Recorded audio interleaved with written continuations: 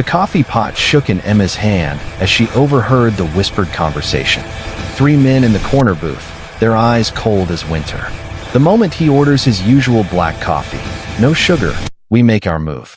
The Iron Wolves' president was about to walk through that door completely unaware that three men were waiting to end his life with a single predictable routine. Without thinking, Emma would lean close and whisper two words that would change everything. Don't talk. The bell above the door of the Crossroads Diner rang as Emma Martinez refilled sugar containers for the third time that morning. Thursday mornings were usually quiet, but today felt different. The air carried a tension she couldn't name, like electricity before a lightning strike. She'd been working at the Crossroads for 3 years, long enough to know the regulars from the riders just passing through. The diner sat at the intersection of Route 66 and County Road 12, making it a natural stopping point for motorcycle clubs traveling across the Southwest. This morning, three men sat in Booth 9, the corner booth with clear views of both entrances. They'd arrived separately over the past hour. Their leather jackets had no club patches, which was the first warning sign. In the motorcycle world, that was like showing up to a gunfight wearing a mask. Emma had served them once already. They'd barely touched their food, spending more time watching the parking lot than eating. The youngest one, maybe 25, with nervous eyes, kept checking his phone. The older man, built like a football player with a neck tattoo of a scorpion, hadn't stopped staring at the main entrance. The third man, thin with a gray beard, tapped his fork against his plate in a rhythm that made Emma's skin crawl. Table 6 needs a warm-up, called Jake the cook, snapping Emma back to reality. She grabbed the coffee pot and made her way across the diner, but her path took her close to Booth 9. That's when she heard it. The moment he orders black coffee, no sugar, we move. The scorpion neck man's voice was barely above a whisper. That's the signal. Colt always orders the same thing. The second he says it, we finish this. Emma's hand froze. Black coffee, no sugar. She knew exactly who they were talking about. Colt Reaper Daniels, president of the Iron Wolves Motorcycle Club, stopped at the Crossroads every Thursday morning at 9:30. Regular as clockwork, always sat at the counter, always ordered black coffee with 2 eggs over easy, always left a $20 tip. He was polite, quiet, and according to local rumors, one of the most feared men in 3 counties. The rumble of approaching motorcycles vibrated through the diner's windows. Emma looked out to see 5 bikes pulling into the lot, their riders wearing the Iron Wolves colors, a snarling wolf's head over crossed bones on black leather. The man at the front, maybe 50, with silver threading through his dark beard and eyes that seemed to notice everything in a single glance, was unmistakably the club's president. Colt Daniels moved with the quiet confidence of a man who'd survived things most people couldn't imagine. 4 men followed him in, taking positions near the entrance and exits with practiced precision. Colt himself walked to his usual spot at the counter, nodding to familiar faces, touching his fingers to his forehead in a casual salute to old Martha, who worked the register. Emma glanced back at Booth 9. The 3 men had gone rigid. The scorpion neckman's hand had disappeared under his jacket. The young one's eyes never left Colt. The graybeard's knuckles had gone white, gripping his coffee mug. The moment he orders black coffee, no sugar, we move. Her blood turned to ice. Colt settled onto his stool with the satisfaction of a man comfortable in his kingdom. Good morning, folks, he called out, his voice warm and commanding. Beautiful day for a ride. Several customers looked up, smiling. This was part of the Colt's experience, his friendly greetings that made everyone feel included. Emma watched in horror as Colt reached for his menu, though she knew he wouldn't need it. She could see the 3 men in Booth 9 shifting, hands moving toward their jackets with practiced smoothness. In 30 seconds, maybe less, Colt would give his order and trigger his own execution. Time seemed to slow. She could hear her heartbeat in her ears. Every instinct screamed at her to stay out of it, to keep her head down and pretend she'd heard nothing. But she couldn't. Maybe it was the way Colt had helped Martha carry groceries to her car last month. Maybe it was because she'd grown up in this town where people looked out for each other. Or maybe it was simply because watching someone die when you could prevent it was something she couldn't live with. Before she could second-guess herself, Emma moved. She glided toward the counter with smooth efficiency, coffee pot in hand, and a bright smile fixed on her face. To everyone watching, she was simply doing her job. Morning, Colt, she said softly as she approached. The usual today? He looked up at her, and for a moment, she felt the full weight of his attention. His eyes were darker than she'd expected, intelligent and measuring. You know it, Emma, he said, starting to speak. This was it. In seconds, he would say the words, and the men in booth 9 would turn the crossroads into a crime scene. Emma leaned forward to pour coffee, bringing her face close to his ear. To anyone watching, it looked like excellent customer service. Don't talk, she whispered, her voice so soft it was barely breath against his ear. Colt's hand froze halfway to his coffee cup. She felt him go absolutely still, every muscle suddenly alert. His eyes snapped to hers, searching her face with laser intensity. The diner held its breath. Instead, Colt slowly lowered his hand and gave her the smallest of nods. You know what? He said carefully. I think I'll just take the coffee for now. Let me look at the menu a minute. Across the room, Emma saw the 3 men in booth 9 exchange confused glances. The scorpion neck man's hand remained under his jacket, but uncertainty flickered across his face. The young one checked his phone again, more frantically. The gray-beard's eyes darted between Colt and his companions. Without the signal they'd been waiting for, they were lost. Colt lifted his coffee cup slightly, but instead of ordering, he simply nodded to the room and took a sip. It was smooth, mysterious, and completely wrong for 3 would-be killers who needed him to say one specific phrase. Emma stepped back, her legs shaking. She'd done it. Somehow, impossibly, she'd prevented a murder without anyone realizing what had just happened. Except Colt knew. As she moved away, she could feel his gaze following her, could sense the questions building behind those dark eyes. And in booth 9, 3 very dangerous men were beginning to realize that their carefully laid plan had just crumbled to dust. If you believe in the power of observation, in trusting your instincts, and in the courage it takes to speak up when something feels wrong, then pause for a moment, like, comment, share, and subscribe. Tell us in the comments where you're watching from today, because this story will remind you that heroes come in all sizes, and sometimes the smallest voices carry the most important messages. Colt's fingers wrapped around his coffee cup like a man holding on to his sanity. Behind his calm smile, his mind was racing. In his world, unexpected whispers from strangers usually meant one of 2 things, betrayal or salvation. Everything all right, boss? Ghost, his vice president, appeared at his elbow. To anyone watching, he was simply checking if his president needed anything. In reality, his hand was resting inside his jacket, fingers on his weapon. Perfect, Colt said, just appreciating the service here. But nothing was perfect. In the corner of his eye, he caught movement from booth 9. The 3 men were shifting restlessly. One kept checking his phone. Another kept looking toward the exit. Ghost, he said quietly. The 3 men in booth 9. You see them? Ghost's eyes flickered toward the corner. Yeah, been sitting with the same drinks for an hour. Ordered food they're not eating. Colt nodded. Men who didn't belong. Men with a purpose. The waitress appeared again, this time at a table near booth 9. She was positioning herself where she could hear conversations, where she could watch without seeming to watch. She's been listening, he realized. She overheard something. In booth 9, the 3 men were standing now, dropping cash on the table with obvious haste. They moved toward the exit, but Colt caught the way the scarred man's eyes swept the restaurant one more time. Like a predator marking territory he planned to return to. Emma was clearing a nearby table when they passed.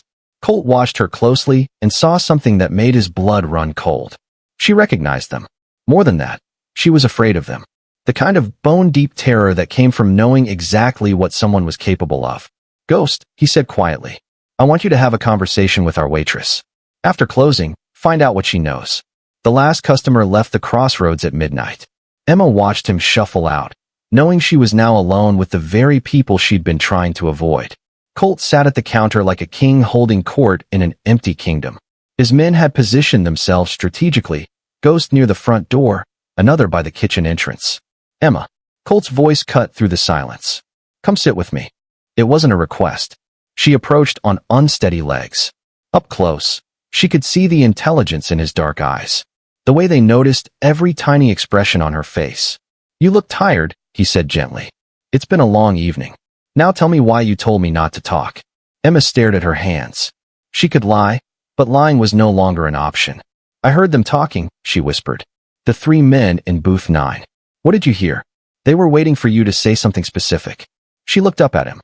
They said, the moment he orders black coffee, no sugar, we move. Colt's jaw tightened. Behind him, Ghost's sharp intake of breath was audible. You're certain? Yes. Your Thursday morning routine. Everyone knows you always order the same thing, same way. For a long moment, Colt said nothing. Why warn me? He asked finally. Why not just stay quiet? Keep yourself safe. Because they would have killed you, she said simply. And probably everyone else who got in the way. You don't even know me. I know you helped Mrs. Martha with her groceries. I know you tipped the busboy $50 at Christmas because his mom was sick. I know enough. Colt smiled, the first genuine expression she'd seen. You have good instincts, Emma, but they might have gotten you killed. Her phone buzzed. Without thinking, she glanced at it, and her face went white. What is it? With shaking fingers, Emma showed him the message. We know who you are. We know where you live. This isn't over. Colt's transformation was instant. He snapped his fingers, and his men moved with military precision. Ghost, we're taking her to the compound now. He turned to Emma. Pack a bag. You're under my protection now. What's happening? Colt smiled. It was the smile of a predator.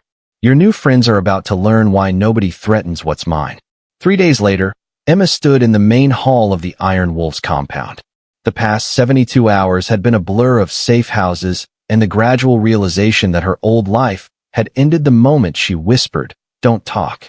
You look nervous, Ghost observed. Wouldn't you be? Colt entered, carrying maps. Emma, we're going to end this tomorrow night. She'd been expecting this. Men like Colt didn't run from threats. They eliminated them. What do you need me to do? Be yourself, he said, spreading maps across his desk. Tomorrow night, the Demons Run rally. 5,000 riders, perfect cover. Ghost leaned forward. We've leaked information that you'll be there under Colt's protection. Bait, Emma said flatly. Bait with teeth, Colt confirmed. They won't resist. They're desperate. Their plan failed. They exposed themselves. They need to finish this. He pointed to the rally grounds. We'll have people at every exit. They'll try to isolate you. Use you to draw me out. That's when we'll have them. Colt pulled out a small device. Transmitter, receiver, GPS tracker. You'll never be out of contact. I won't lie. There's risk, Colt said. But this is the only way to end it. Emma thought about the messages that kept finding her. She couldn't hide forever. What happens after? You saved my life. In my world, that creates bonds that don't break easily. You'll always have my protection, but protection comes with responsibilities. The weight of those words settled on her shoulders. When do we start? She asked. Colt's smile was sharp as a blade. Tomorrow night. The Demons Run rally grounds vibrated with the thunder of 5,000 motorcycles. Emma moved through the crowd in jeans and leather, feeling every inch the part of a biker's old lady. Breathe, Colt murmured, his hand on her shoulder. I can feel them watching. Southeast corner. Ghost's voice crackled in her earpiece. Scorpion Neck just arrived. The rally was in full swing. Perfect cover for predators stalking prey. In 5 minutes, I'm excusing myself. Colt said softly. You'll be alone for 10 minutes. Colt, she said suddenly. Will I ever be able to go back to being normal? His expression softened. There's no going back, Emma. But that doesn't mean there's no going forward. Ghost's voice crackled. Movement. Scorpion Neck heading toward the maintenance area. Colt squeezed her shoulder. It's time. He kissed her forehead with theatrical flair. I'll be right back, darling. Then he was gone. Emma moved toward the quieter maintenance area, following the script. I'm moving to position, she whispered. Copy that, Ghost replied. We have eyes on all 3 targets. The maintenance area was nearly empty. Emma positioned herself near parked Harleys. Nice bikes, aren't they? Emma turned to find Scorpion Neck approaching. Up close, she could see prison tattoos, scarred knuckles. Yes, beautiful machines. Beautiful, he repeated, moving closer. That's funny, considering you're about to come with me for a conversation about your biker boyfriend. Behind him, the young man emerged. In her side vision, Graybeard was cutting off her retreat. I don't think so, Emma said. I don't think you have a choice. Scorpion Neck reached inside his jacket, but instead of his gun, he froze. His eyes widened in fear. All around them, men in Iron Wolves jackets emerged from shadows, weapons drawn. Gentlemen, Colt's voice cut through the air like a blade. I believe you wanted to have a conversation. 2 weeks after Demons Run, Emma sat in the same diner where everything had begun, but nothing was the same. The crossroads had been completely renovated. Jake still worked the grill, but now there were always Iron Wolves members at the counter. "You're thinking too hard," Colt said from across the booth. Emma looked up, just wondering what happened to them. "Does it matter?" "I suppose not. They told us everything before they departed. Rival club from Nevada wanted our territory. They were wrong." Speaking of new arrangements, he continued, reaching into his jacket. Inside the box was a medallion, the Iron Wolves symbol in silver. "What does this mean?" "It means you're family now. Not by blood, but by choice." He leaned back. "Protection, money, opportunities, but also expectations, loyalty, discretion." Emma held the medallion. "And if I want to leave someday?" Colt's laugh was soft. "You stop being a civilian the moment you whispered, 'Don't talk.' There's no one doing that." He gestured around. "But why would you want to? You have respect now. Security, purpose." Emma looked around the crossroads through new eyes. "Safer, protected." Jake smiled more. "The waitressing job is yours," Colt continued. "But you'll have other responsibilities.